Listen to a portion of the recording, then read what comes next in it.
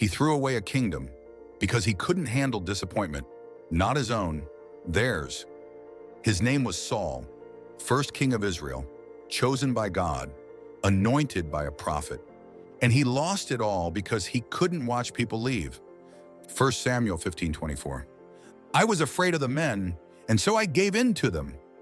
That's his confession. That's his epitaph. If you've ever broken your own principles just to keep someone happy, stay with me, because Saul's story reveals what people-pleasing really costs. The setup. The day of his coronation, Saul was hiding. 1 Samuel 10:22. Has the man come here yet? And the Lord said, yes, he has hidden himself among the supplies. Not from enemies, from attention. This wasn't humility, this was fear. Fear of being seen, fear of being judged, fear of not measuring up.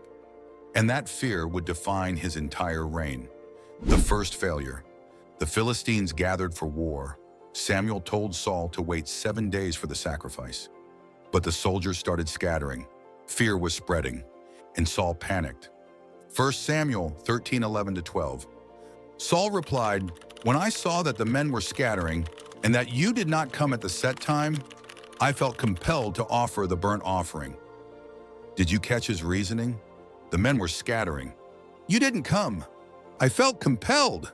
Every excuse points outward. But the real reason? He couldn't stand watching people leave. So he did what people pleasers always do. He broke the rule to keep the crowd. Samuel's response, your kingdom will not endure. One compromise, dynasty over. The pattern deepens. God gave a clear command, destroy the Amalekites completely.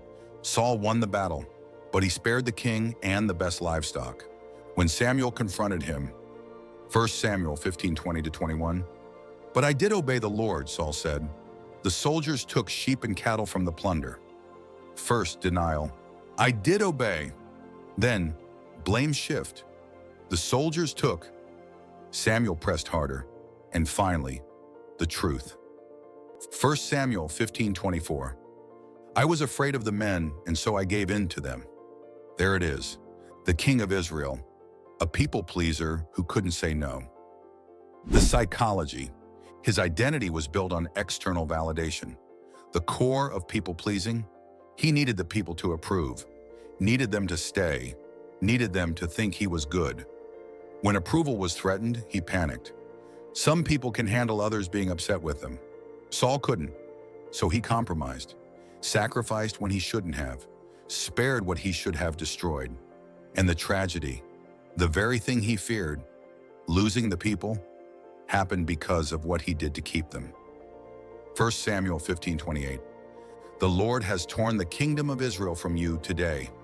He lost everything trying to please everyone. The spiral. David entered the picture. Young, anointed, loved by the people. 1 Samuel 18:7-8. Saul has slain his thousands and David his tens of thousands. Saul was very angry. The people's praise went to someone else, and Saul's need for approval turned into obsession, then paranoia, then murderous rage. This is why people-pleasing often turns into control and narcissism later. If you need approval to feel okay, anyone who gets more approval becomes your enemy. Saul didn't hate David for what David did.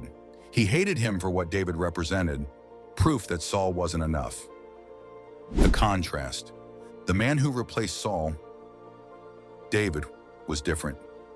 David sinned greatly, but when confronted, he didn't blame others. 2 Samuel 12:13. Then David said to Nathan, I have sinned against the Lord.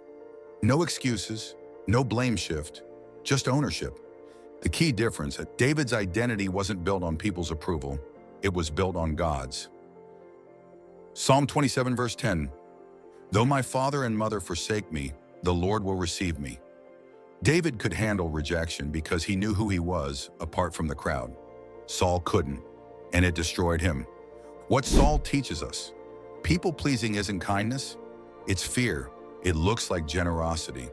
Underneath, it's terror of rejection. You cannot serve God in the crowd. Galatians 1:10, if I were still trying to please people, I would not be a servant of Christ. Compromise is compound. First compromise led to second. Second led to obsession. Obsession led to murder attempts. Small fears become big prisons.